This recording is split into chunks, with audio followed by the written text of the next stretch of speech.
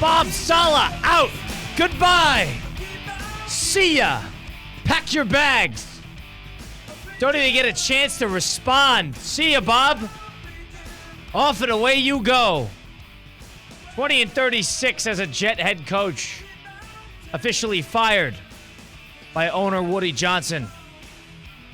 Jeff Ulbrich stepping in from defensive coordinator now as the interim head coach.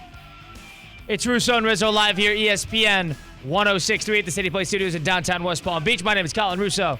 Joined across from me is Mike Rizzo, as always, with C-Cat behind the glass on the ones and twos helping us out. The Jets are the story of the day after a terrible loss last week against the Denver Broncos and another ugly loss against the Minnesota Vikings in London. Woody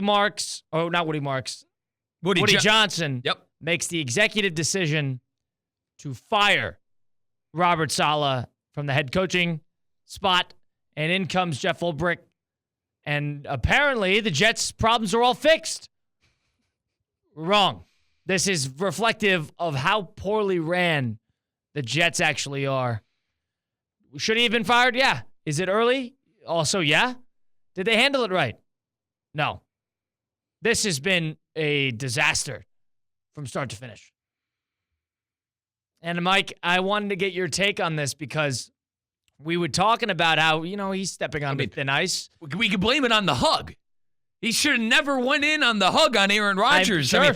Is Rodgers running the show? I think we got our answer. Aaron Rodgers is running the show over there in New York, and I understand. I have the I have the comments that owner Woody Johnson made on the firing of Robert Saleh. Read a little bit here, Colin. This morning, I informed Robert Saleh that he will no longer serve as head coach of the Jets. I thanked him for his hard work these past 3.5 years and wished him and his family nothing but the best moving forward. That's pretty PR reaction if I've ever heard one. It's PR, and he also continued to say, I believe now is the best time for us to move in a different direction. This was not an easy decision, but we are not where we should be given our expectations. And Colin, we've talked about how we thought the first 5 games of the year, there's no reason that the Jets probably shouldn't be 4-1, 3-2, or at least a winning record by now. They have one of the easier schedules in the National Football League.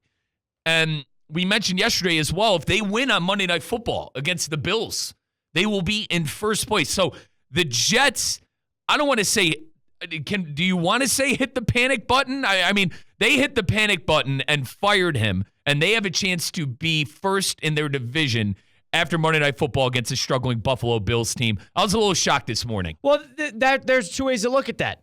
Number one was this probably the right move? In hindsight, yes, Saleh was not the right guy for the job. That, without a doubt, I think was the impression that most people got. He has not been successful. The team looked unmotivated, unprepared, and despite the defense playing well, you want to give all the credit to Bob Saleh, you're more than welcome to. But the idea that this was a functional football team is just incorrect, just blatantly incorrect. So the idea that this was the right move, I would agree with. I think that this was probably a long time coming. Now, the way in which they handled it, that is where I have a problem. That is where I think that there is an issue. Allegedly, according to Mike Florio of Pro Football Talk, I don't know if this is completely confirmed, but I'm going to do it. Apparently, he wasn't even allowed to inform the team. Mm-hmm. He was escorted out by security. Yeah, and I have the Pro Football Talk here. Colin says, per multiple sources, Jets coach Robert Saleh was escorted out of the building by the team's director of security after Saleh got the news. Now, this isn't the first time we've heard this. The Pro Football Talk continued to say that the former Browns GM, George Kokinis, was escorted out by security in 2009. But Colin, my best guess is that tensions got high. Saleh started probably yelling. Now, this is me purely speculating, but I don't, in Saleh's mind, I don't think he got a fair shot at coaching this team this year. That's what happens when you lose like 10-9 at home versus the Broncos and a rookie quarterback. You can't lose that game. We can sit here and argue about the Vikings and the game was close. And by the way, Aaron Rodgers threw a pick 6 in that game, and you lost by 6 points. I just think it's a product of the situation. I told you before the year, I thought something stunk in New York. I thought something was stinky about this Jets team, and they continue to prove that they are a pile of you-know-what right now. That's the best way I could put it. They're a pile of you-know-what right now, and we smelled that stench before the season started. And shocker, Aaron Rodgers is a locker room nightmare. Yeah. Shocker. He's problematic, and I think that goes without saying. But the idea that they can't even give the guy a chance to inform the team and you got to get him escorted out by security is the dumbest thing. It's extremely unprofessional. He has had to, through thick and thin, had to defend Zach Wilson when everybody and their mother knew that he was not the answer at quarterback there for 2 years. He had to sit there and talk about how he's our guy and allow Rodgers to do his headlines and this, that, and the other.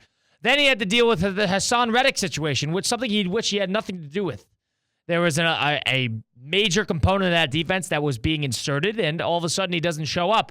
And Saleh is the one who, in a lot of ways, has to answer for it.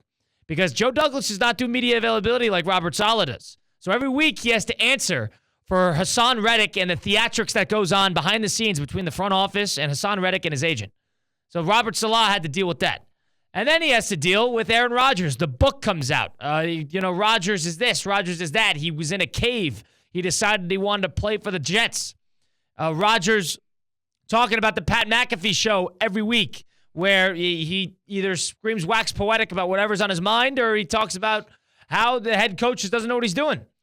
He has to deal with that. And through the most part, he has a couple bad instances, the offensive cadence thing and this, that, and there's a couple others. But for the most part, he's handled himself fairly professionally. And for the ownership to turn around and unprofessionally let him go, I have a problem with that. And we know these situations, Colin. We've seen this happen before. He'll talk at some point. He'll talk at some point and kind of open up the curtain for everyone and what it was like to coach Rodgers and work in that building. It won't be this year. Yeah, it won't be this year. At some point, he'll open up that curtain. But I want to go back to what owner Woody Johnson of the Jets said about the interim head coach now, Colin, Jeff Ulbrich. Mm-hmm. Ulbrich. He says Jeff Ulbrich will serve as our interim head coach for the remainder of the season. He is a tough coach who has the respect of coaches and players on this team. Do you read into that a little bit? Do you think the players didn't necessarily respect Saleh as the head coach, that the players kind of lost faith in the old gaffer? I don't think that was a shot. I don't. You think it was just a PR move? That's the right thing to say. If that's a shot, then once again, entirely unprofessional. And Woody Johnson has a ton of ties to the UK, so maybe there's a ton of his Jet buddies there, and they lost in embarrassing fashion on Sunday, and maybe that's something to do with it. And I want to remind everybody too. I know it's been the talking point all day is that Saleh was fired. He's a defensive guy, and his defense has actually been pretty good. And it has been. And the numbers show for it. I always think, Colin, in the National Football League, if you hold the team 25 and under, I call it the 25 and under rule. If you hold the National Football League team to 25 points or under, I think it's a pretty good day defensively. That only happened one time this year where they went 25 or more, and that was against the Niners on the road where they couldn't stop the run. The defense hasn't been the problem. It's been the offense. It's been Aaron Rodgers, and it's been the de facto puppet offensive coordinator, Nathaniel Hackett. Of course it's not Aaron Rodgers' fault. Of course it's not his buddy Nathaniel Hackett's fault. It's going to fall on the head coach. You're not going to fire your quarterback. He's under contract. It's Aaron Rodgers. You made your bed with him. Now you lay in it. This is their way of reacting to an awful start of 2-3. Do I think it's fair? Absolutely not. Do I think he probably should have finished out the year? Yes, but I think the Jets realize they're on a clock, Colin. They're on a clock with Rodgers. You're a game away, but you're also a game away. Right. You can't. This is an expedited process. That's. But doesn't that work more towards Salah's case of sticking around? Is that they're a game out of first place and you're firing me? To the flip side, I don't see a future here, but I can't wait and see and then do a due diligence process at the end of the year. Since this might be the last year we get of Aaron Rodgers, which is what Schefter said earlier today on ESPN Radio, that this might be the last year of Aaron Rodgers. If that's the case, and Rodgers is, for some reason, not in cohesion with the head coach, yeah, you got to get him out of there. And I also think... So I understand that. I also think Woody Johnson, the owner, looked at the schedule. Home versus the Bills. I know the Bills have been struggling. I still rate them. I think they're a good team. At Pittsburgh, they have an inept offense, but an elite defense with an absolute animal leading the way with T.J. Watt. At New England, it's, kind of a dog. And then home versus the Texans. This is their toughest stretch. This is their toughest stretch of the season coming up. So I wonder if he looked at that and said, I need guys that are running the show that have to know what they're doing. And maybe he thought Saleh just wasn't the guy for the job. The disconnect between Rodgers and the press conferences, the not hugging, and whatever we want to make of this, something stunk there. And two things. I think it's fair play to make a move. Fair play to the owner to make a move if he felt it wasn't obviously the 2-3 start wasn't good enough. But also I'm kind of a fence sitter on this. I feel for Saleh, who's a game out of first place, but I also understand what the owner is doing here. He wants to take advantage of Aaron Rodgers and what could be his last year. But I think everyone is avoiding the biggest problem. And right now, the biggest problem is Aaron Rodgers does not look like an elite quarterback. That's the elephant in the room. And to get the best out of Rodgers, in his mind, if it was getting rid of the head coach so Rodgers can play freely, play confidently, whatever it may chalk up to, he is the golden boy that's going to get catered to. And that is the reality of the situation. You are on a clock, like Mike said, with Aaron Rodgers' career at this point, because all of a sudden you're going to be crap out of luck for a quarterback can come 8 months if he decides to retire. So if he's not happy with the head coach and you're going to fire him anyway, this is the year. Get rid of him. I don't disagree with the move. I disagree with the professionalism attached to it. Saleh, for the most part, handled himself okay throughout all the dysfunction in the Jets, and a lot of it has to do with the front office. And he cleaned up their messes. I love the point you made of Douglas doesn't have to talk to the media. Woody Johnson doesn't have to talk to media. Hell, I could argue Aaron Rodgers doesn't necessarily have to be in front of a microphone every day. I know he talks to the media, folks, but you get what I'm saying. The hard-hitting questions usually go to the head coach. I think this is foul play if you're Saleh, but like I said about the owner, too. So you want to keep him around for what? They're not playing well. I just don't think it's his fault. I don't think there's going to be a new head coach bounce here with they haven't been prepared. Jeff Ulbrich. I don't think that Jeff Ulbrich is going to come in here and wave his magic fairy godmother wand and have Aaron Rodgers play like it's 2020 or 2021. Now, I think part of it is they offensively, whatever you want to call it as, they haven't been playing with a lot of guts. I think we could agree on that, right? I agree, and that's why more or less I think it's on Rodgers and it's on Hackett. Yeah, but also Hackett is lucky to have a job. A motivation thing is reflective of the head coach. And handling, making sure the team is motivated and prepared. It's not like Saleh was great last year. It's not like he was great the year before. Head coaches are supposed to win games. They're not supposed to have a good one side of the ball. He didn't. I just think Rodgers should be held accountable. I agree, but how are you going to hold him accountable mid-year?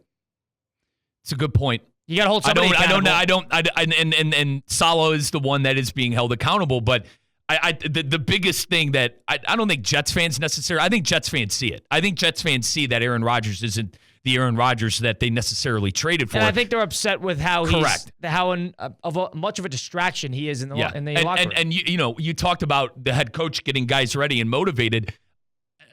I want to be careful here because I don't want to come out and say Rodgers is a cancer to the locker room. I think that would be unfair of me to say. They said that when he was on the Packers, so it's not a new idea. I think it would be unfair of me to say he's a cancer, but he's certainly a distraction. And I wonder how much motivating and coaching or whatever you want to call it you can do when you have a distraction that is Aaron Rodgers in the locker room. Colin, I don't think this is a Deshaun Watson situation with how bad this trade was in the contract or whatever. But I do think that Jets fans are starting to smell, they're starting to smell the dumpster a bit. They're starting to smell that, as Mr. Krabs says, that smelly smell that I smelled before the season.